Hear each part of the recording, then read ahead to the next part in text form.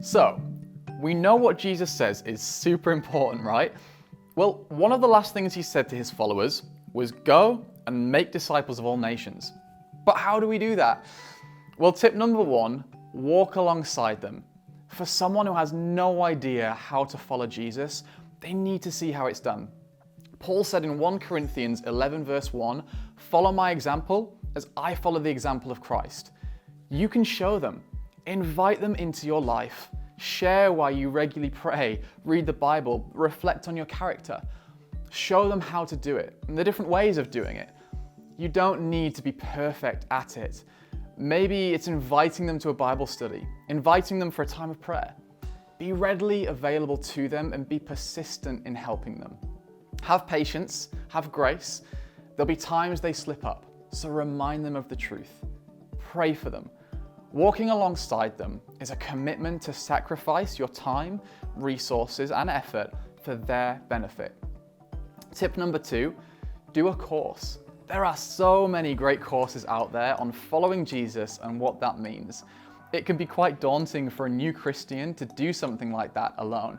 So invite them to do it with you. You're also telling them that you're still learning what it looks like to follow Jesus. It's a lifelong process. It helps them to see that they're not alone in this new beginning. Courses also cover things we might forget to cover and might explain something in a way that we just don't know how. Plus, if you're new to making disciples, courses are often designed by people who have a good amount of experience. It doesn't only help the one you're discipling, it helps you too. And tip number three, release them.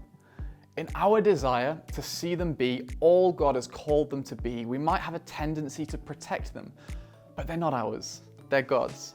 And He's asked that we make followers of Him, which means teaching them to love those who are difficult to love and using their giftings, which may not be our giftings, which means, yes, releasing them to the church.